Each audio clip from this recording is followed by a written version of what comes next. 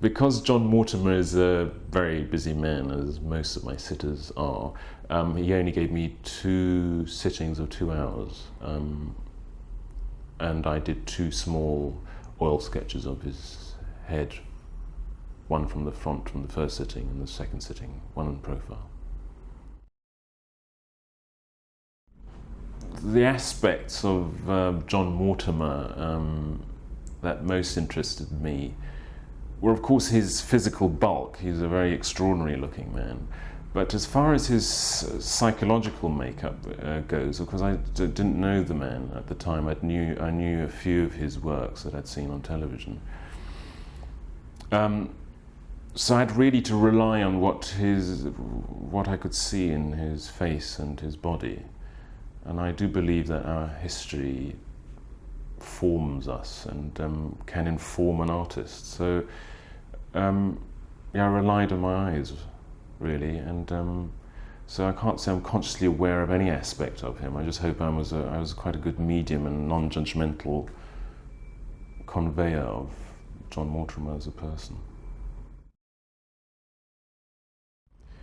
The objects in the background of the painting weren't put there as props, really. They just happened to be there and helped with the whole composition of the painting.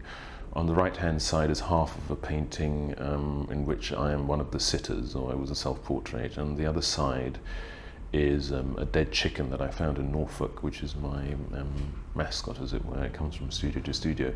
And over the top was an old electricity pipe that was from the building, that had been sort of left there and redundant. And these sort of all helped in pinning down John Mortimer in his place, as it were, and helped with the composition.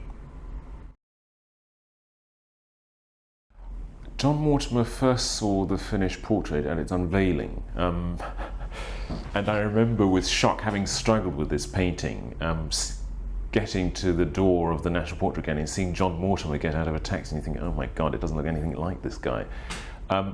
He seemed delighted, but he never actually said to me, I really like this painting.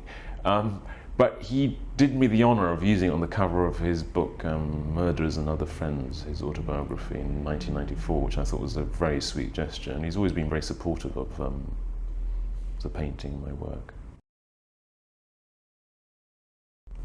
I really love the yumminess of paint, and I love manipulating it and seeing what it can do and the accidents that occur. It often helps a painting to have a medium like that can suggest things that I would have never imagined, or I could have never thought of, or done as a logical progression in my technique as a painter. Sometimes accidents happen, the paint oozes out of the back of the brush a slightly different colour, and it will suggest something, a different light, a different facet of a face, and the possibilities are endless. So it's a great ally to have, paint, when one's painting. It sounds obvious, but it's so malleable, and when I studied at art college, there was a new spirit of painting. It was all about paint, and I admired artists like Auerbach and de Kooning and Soutine, who manipulated the paint and made very exciting things happen. So that was part of my vocabulary I learned at art college. As a result of my love for paint and what it can suggest, I found myself in a bit of a dilemma. Whereas on one hand, I'd be trying to be very specific about the person I was painting, trying to get their personality as closely as possible. On the other hand, the love of paint wanted to make a beautiful abstract surface and exciting accidents happen.